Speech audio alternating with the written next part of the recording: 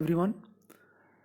बीमा कॉन्टेक्स्ट में जो एक इंटरमीडिएटरी जो एक इम्पॉर्टेंट रोल अदा करता है वो है एजेंट।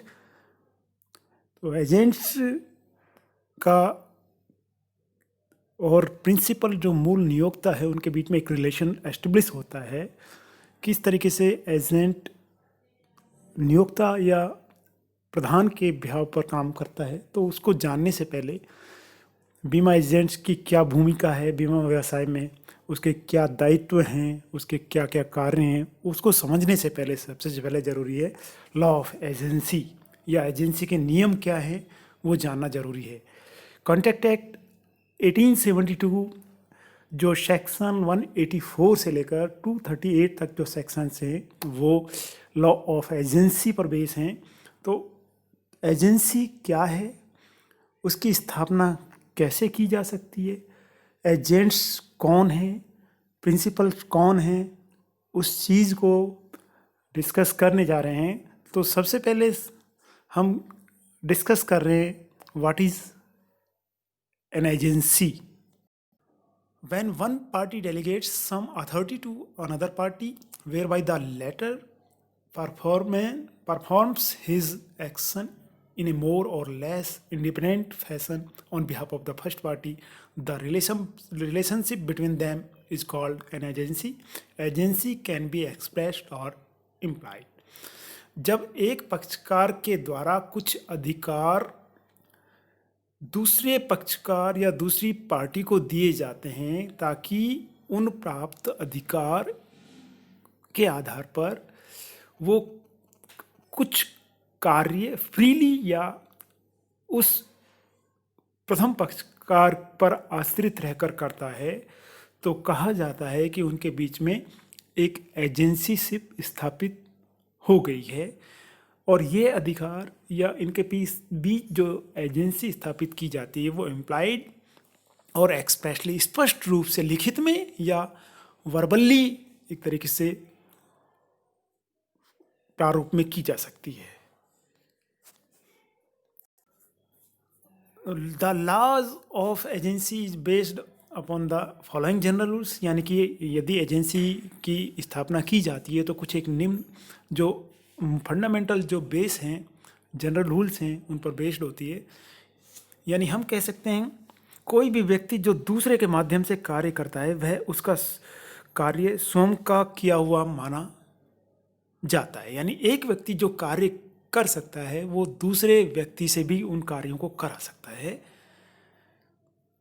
यानी उस व्यक्ति के बिहाव पर जब दूसरे कार्य किए जाते हैं तो एजेंसी का एक रूल्स बन जाता है। लेकिन कुछ इंडिविजुअल कैपेसिटी से कुछ कार्य होते हैं, जैसे एक लेखक का किताब का लिखना, वो स्वयं का कार्य स्वयं ही कर सकता है, दूसरों से नहीं करा सकता है। इसी तरीके से पर्सनल रिलेशंस को लेकर किसी पर्सनल एंटिटी का द्वारा कोई विवाह या मैरिज करना, वो स्वयं उस कार्य को कर सकता है, दूसरे के थ्रू नहीं करा सकता। तो यानी कि एजेंसी का जो लॉ, बेसिक लॉ है, ये बेसिक रूल्स है, वो है कि एक व्यक्ति जो स्वयं कार्य कर सकता है दूसरे व्यक्ति से भी कार्य करा सकता है।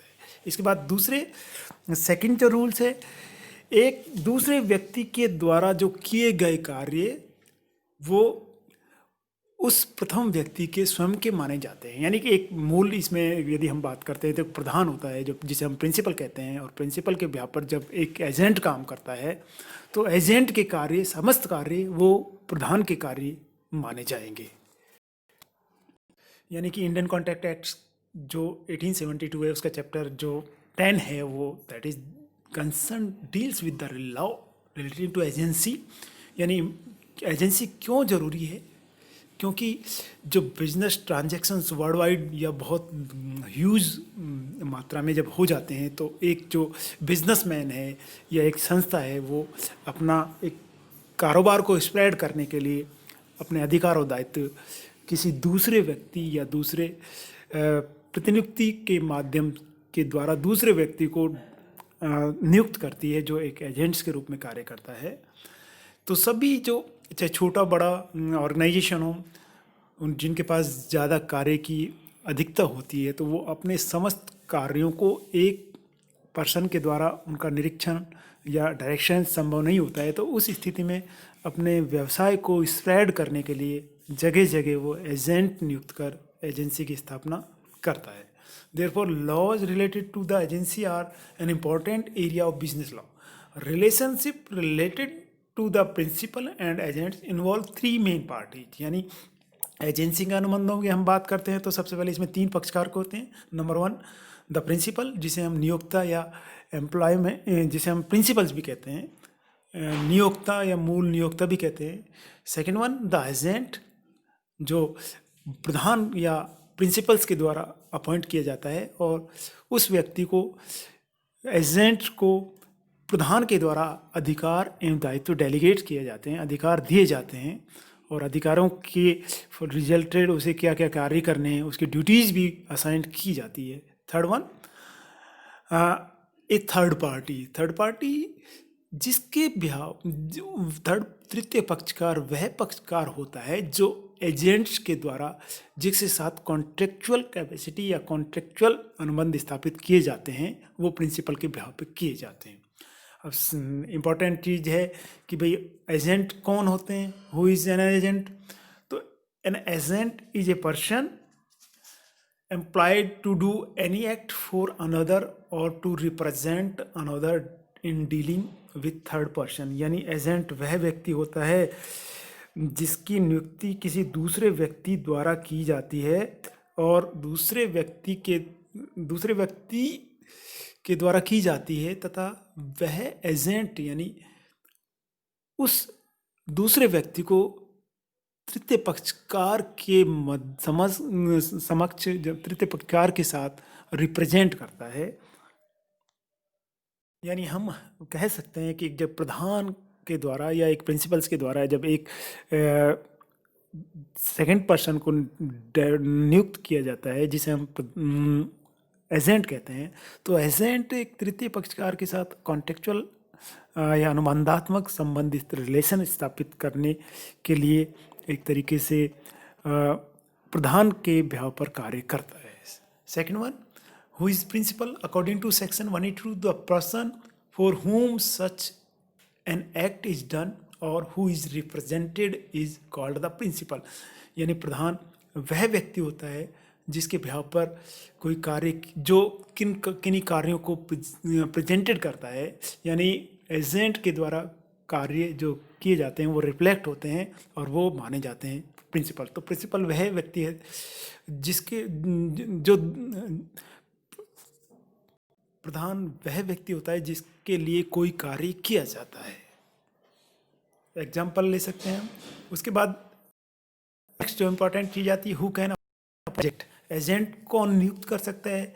जो पहले हम पूर्व में पढ़ चुके हैं बीकॉम पार्ट 1 में कि एक मेजर व्यक्ति है जो कॉन्टेक्चुअल कैपेसिटी, जिसमें कॉन्टेक्चुअल कैपेसिटीज़ हैं, अनुबंध करने की योग्यता हैं, वो व्यक्ति एजेंट नियुक्त कर सकता है। That is who is age of majority, यानी वयस्क होना चाहिए, साउंड माइंड का होना चाहिए और एनी कैपेबल पर्सन जिसे लीगली रूप से एक तरीके से कॉन्ट्रेक्चुअल कैपेसिटी है, वो एक एजेंट बन सकता है। इसके अलावा minors and person of unsound mind can not appoint an agent. सबसे इंपॉर्टेंट चीज़ है माइनर्स, और जो पर्सन अनसाउंड माइंड है वो उसे कभी भी एजेंट के रूप में नियुक्त नहीं किया जा सकता। Who may be an agent, agent कौन हो सकता है?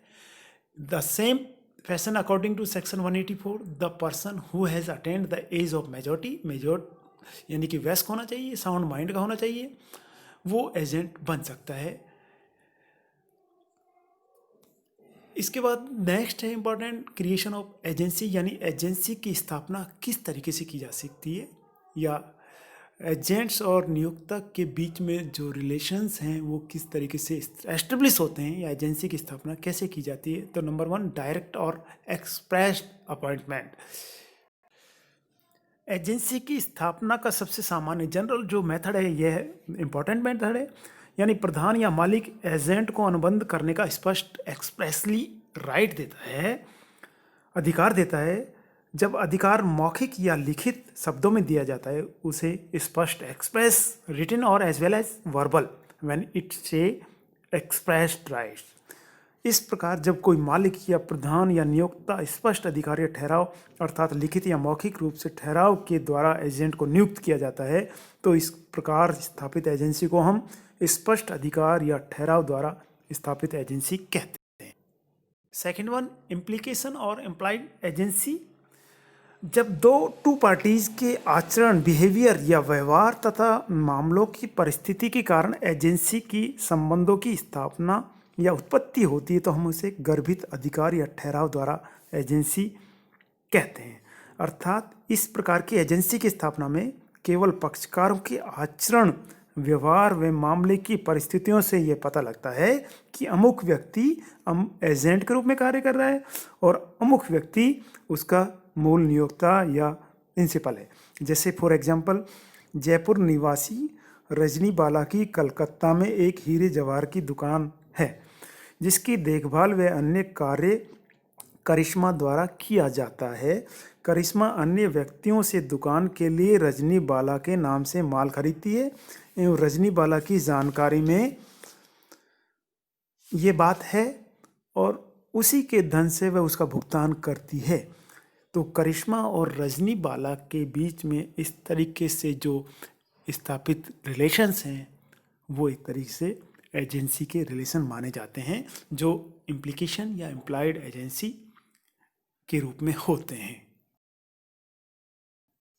थर्ड वन, नेसेसिटी या आवश्यकता द्वारा।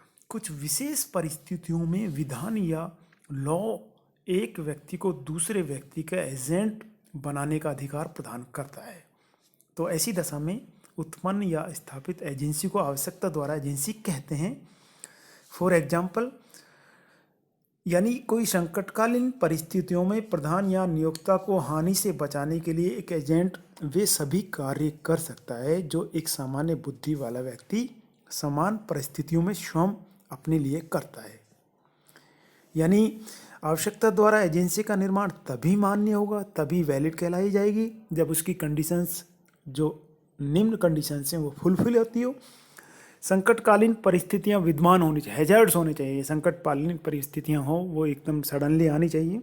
एजेंट नियोक्ता से संपर्क करने की स्थिति में नहीं होना चाहिए, यानी कि एजेंट इमीडिएट उसको तात्कालिक जो संकट है उसकी जानकारी देने में असमर्थ था या इम्पॉसिबल था उसकी सूचना देना। तुरंत कार्रवाई करने की आवश्यकता रही हो, अर्थात आवश्यकता, वास्तविकता एवं निश्चित थी, इमीडिएट एक्शन लेना रिक्वायर्ड था।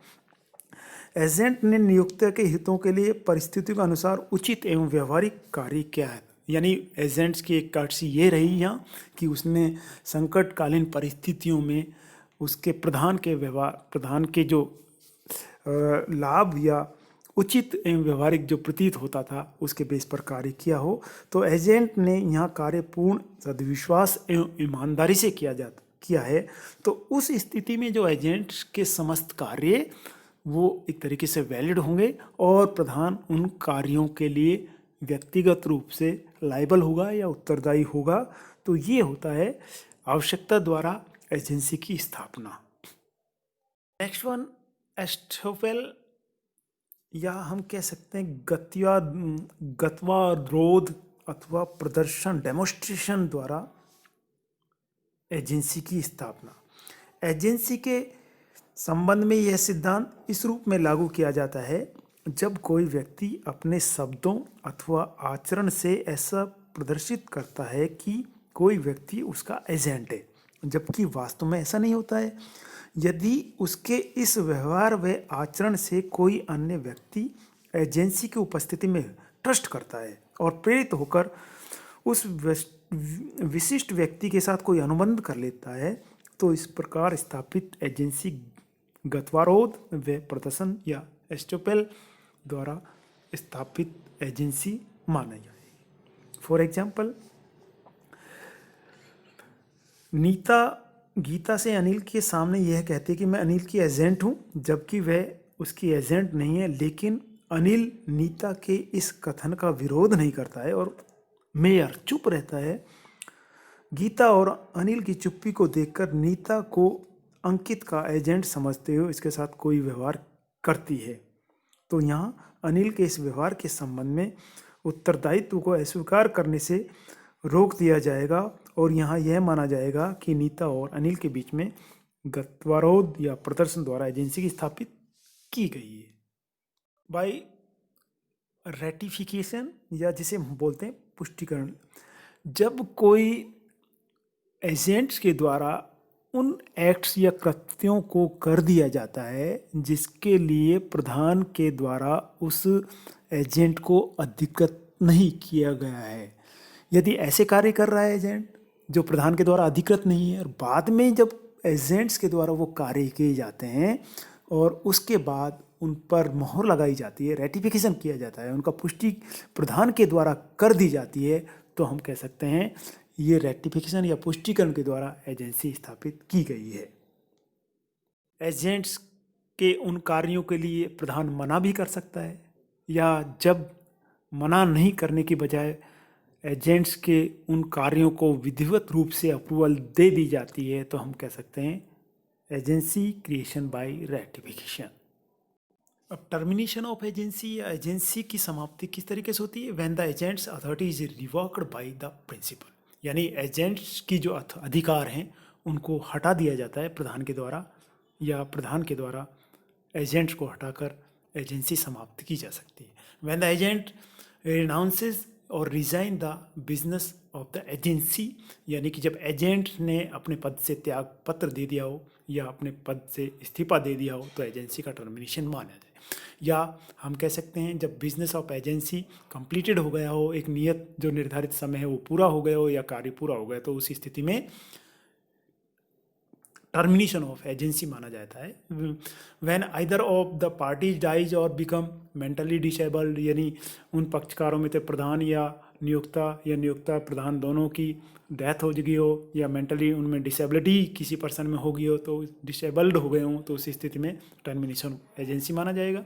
When the principal is adjudicated and insolvent, यानी कि प्रधान जब एक तरीके से प्रधान दिवालिया घोषित हो गया हो, तो उस स्थिति में टर्मिनेशन ऑफ एजेंसी माना जाता है। इसी तरीके से रिवोकेशन ऑफ एजेंट्स अथॉरिटी, यानी एजेंट्स की जो अधिकार दिए गए उनको किस तरीके से हटाया जा सकता है,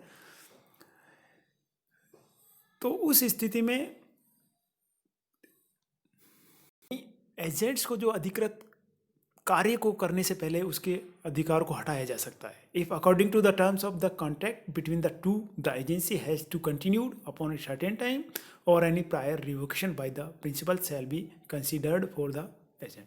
the termination does not take effect before it has been communicated to the agents, यानी कम्युनिकेटेड, यानी टर्मिनेशन रिवोकेशन ऑफ अथॉरिटी, या कह सकते हैं एजेंट्स के कार्य करने से पहले ही उसको रिवोक किया जा सकता है। Termination of authority of an agent terminates the authority of all the sub agents under, जैसे ही टर्मिनेशन किया जाता है उसके रिवोक किया जाता है अधिकारों को, तो सब जो एजेंट्स हैं उनके भी अधिकार हटे हुए मान लिए जाते हैं। इसके बाद एजेंट्स की क्या ड्यूटी जो होनी चाहिए? एजेंट्स जो उन सभी समस्त कार्यों को करे जो जिनके लिए प्रधान उनको डायरेक्शंस दे रहा है, उनके कह रहा है। Agent is bound to conduct the business he is suppose to conduct with as much skills as person in position ordinary holds, यानी एक एजेंट्स को उसी तरीके से बाउंड होकर कार्य करने हैं जिस तरीके से वो स्वयं के कार्य करता है, यानी उसकी एक ड्यूटी है। An agent is suppose to show the relevants account to the principal as and when the principal demands, यानी जो एजेंट्स एक तरीके से जो बिजनेस ट्रांजेक्शन्स कर रहा है प्रधान या प्रिंसिपल्स के बिहाफ पर, तो प्रधान चाहे तो कभी भी उसके अकाउंट्स को चेक कर सकता है, देख सकता है, तो उसकी ड्यूटी है उन लेखों को दिखाए। The agent has the duty to communicate the any difficulty whatsoever to may come across while doing the principal's business, यदि उसको बीच में कोई डिफिकल्टी आ रही है, परेशानी आ रही है, तो उस परेशानी के बारे में उसको बताए। If any material facts has been concealed or the business is not carried out in the manner that the principal directed, the principal can repudiate the contract between them, यानी उसकी मॉरल ड्यूटी है कि वो कोई material facts हैं, यदि important facts हैं वो उनको बताए। इन केस यदि उनका डिस्क्लोज नहीं करता है तो प्रिंसिपल उसे कभी भी कॉन्ट्रैक्ट में से हटा सकता है। The agent carries out the business in the manner he wanted to perform it rather than one of the direction of the principal may claim for the agent from the agent any benefits to have may have achieved through doing। यानी कि उसकी duty है कि कोई भी special उसने कोई ऐसा ट्रांजेक्शन्स के जरिए कुछ ऐसा अर्न किया है बेनिफिट्स, तो उस बेनिफिट्स के बारे में भी वो बताए। नेक्स्ट इसका एग्जांपल है। तो प्रिंसिपल्स की ड्यूटीज़ क्या है एजेंट्स के प्रति? Principal duties to agents, the principal has 4 duties to are the agent. The agents is bound to indemnity the agents again any lawful. यदि कोई क्षतिपूर्ति एजेंट्स को उसके कार्य के दौरान कोई हुई है तो उस स्थिति में प्रिंसिपल बाउंड होता है। और इसके अलावा act done by him in the exercise of his authority as agent, यानी कि एक तरीके से उनके लिए दायी होता है। The principal is bound to indemnity the agents against any act do by him in good faith even if it ended up violating the rights of third party. The principal is not liable to an agent if the act that is delegated in criminal nature, यानी कोई आपराधिक कार्य किए हैं उसने, तो उस स्थिति में प्रिंसिपल उनके लिए जिम्मेदार नहीं हो सकता। Circumstances be